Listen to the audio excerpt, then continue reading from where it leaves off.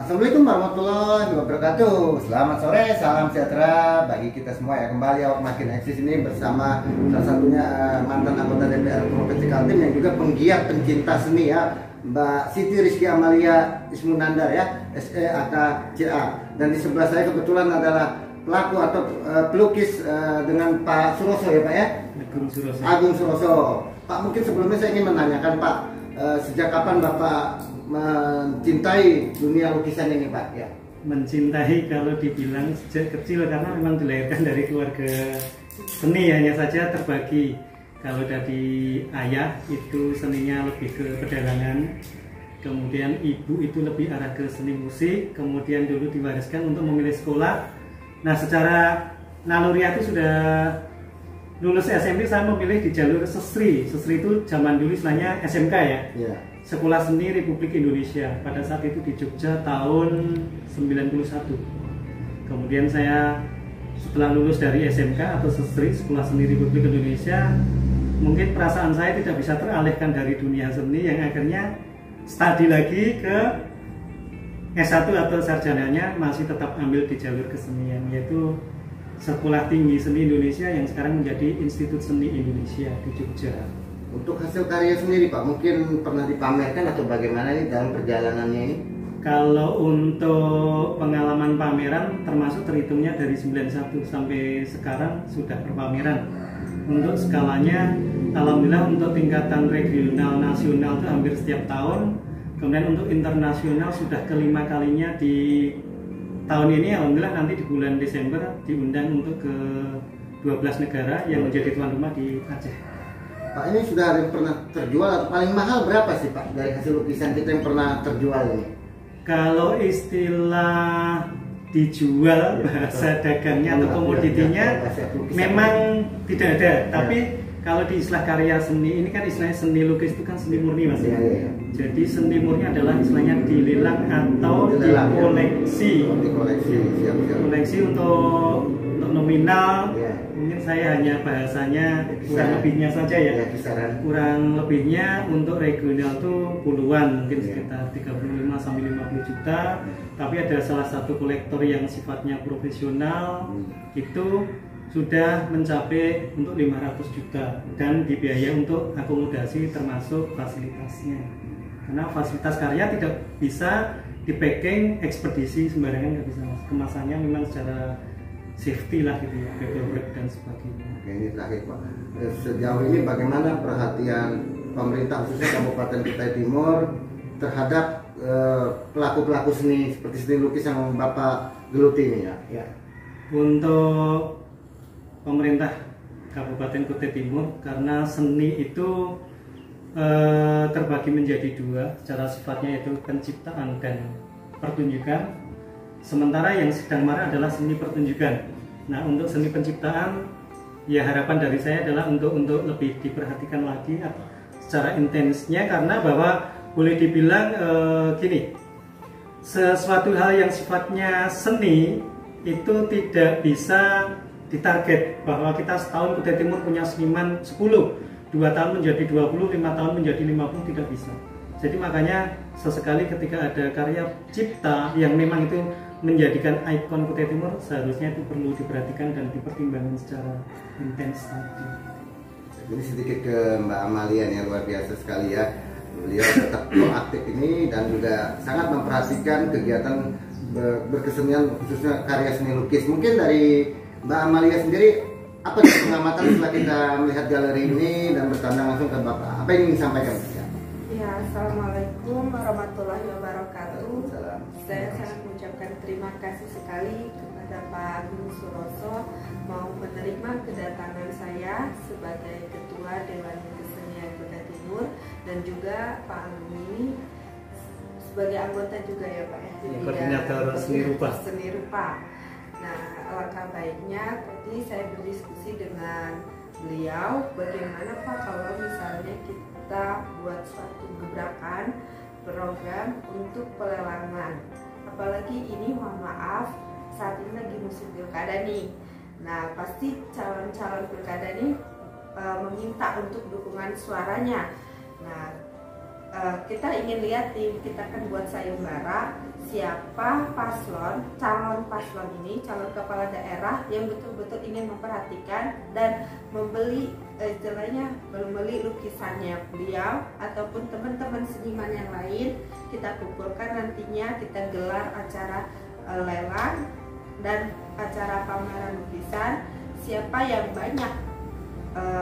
banyak untuk membeli lukisan, apakah calon paslon Pak Ardiansyah Sulaiman dan Pak Yunadi ataukah Pak Kasmini Bulang, dan itu maka kita sepakat untuk memberikan suaranya kepada calon tersebut.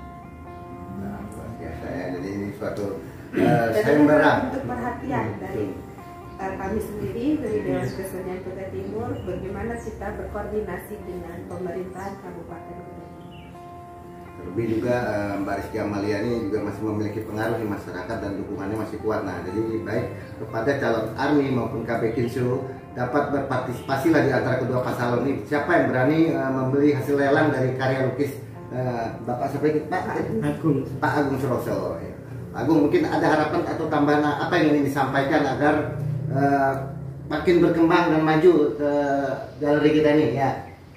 Untuk secara internalnya atau untuk harapan tentang seni lukisnya? Ya, seni lukisnya kan lebih ke seni lukis kan? Harapan dari kami selaku pelaku seni atau seniman ya, khususnya di seni penciptaan, boleh jadi bahwa karya-karya seni adalah bagian daripada suara yang divisualkan. Dan kalau boleh saya utarakan bahwa karya-karya dari putra daerah ya istilahnya, atau karya-karya dari seniman Kutai Timur ini secara terselubung atau secara bukan terselubung apa istilahnya masih belum banyak khalayak umum itu mengetahui, tapi bahwasanya kiprahnya sebenarnya sudah sampai melalang buana ke tingkat internasional, tingkat ASEAN dan sebagainya. Nah, itu sebenarnya adalah sebuah media atau sarana komunikasi yang sangat efektif sekali untuk apalagi di ajang dalam untuk mempublikasikan ini ya, untuk ranah-ranah pemerintahan. Salah satunya namanya berbicara tentang visi misi, bisa menggunakan cerita-cerita karya. Mungkin tidak harus karya lukis, mungkin bisa diceritakan dalam bentuk wadah majalah, media yang lain, itu bisa. Ini kalau untuk hasil karya sendiri kan ada jenisnya nih, ada abstrak. Kalau Bapak mengambil aliran apa ini, Pak?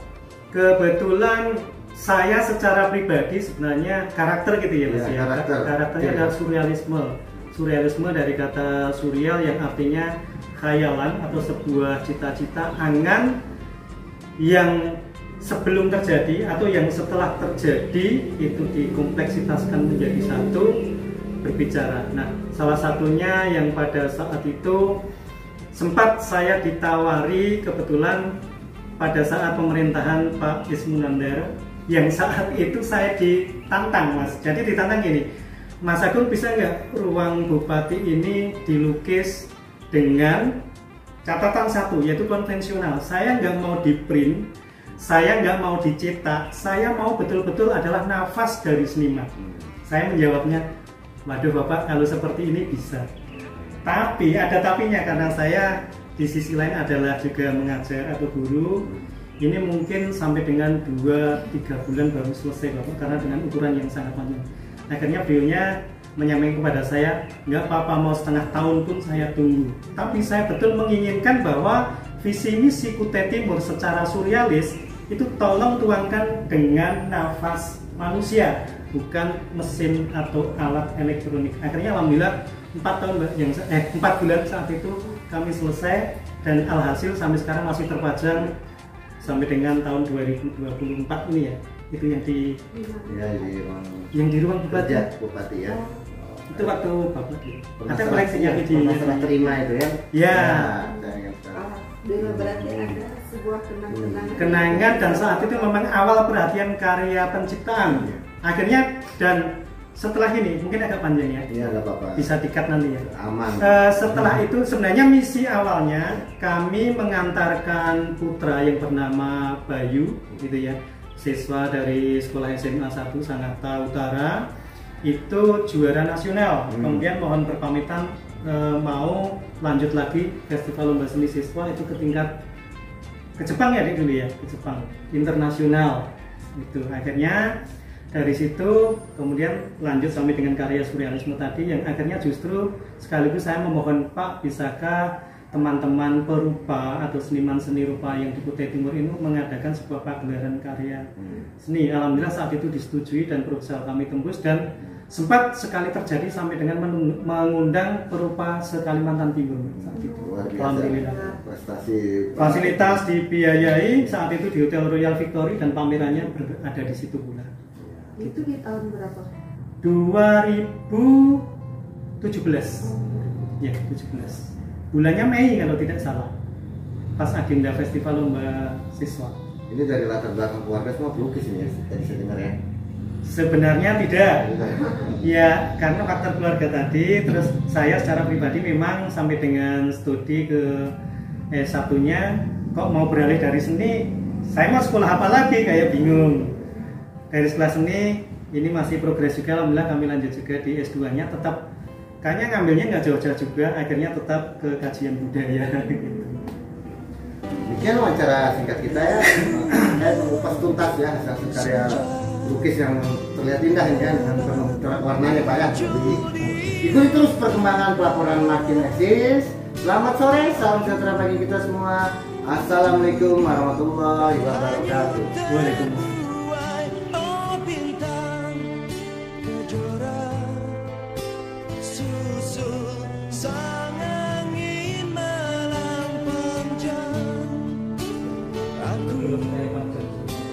Diam dan hirup dalam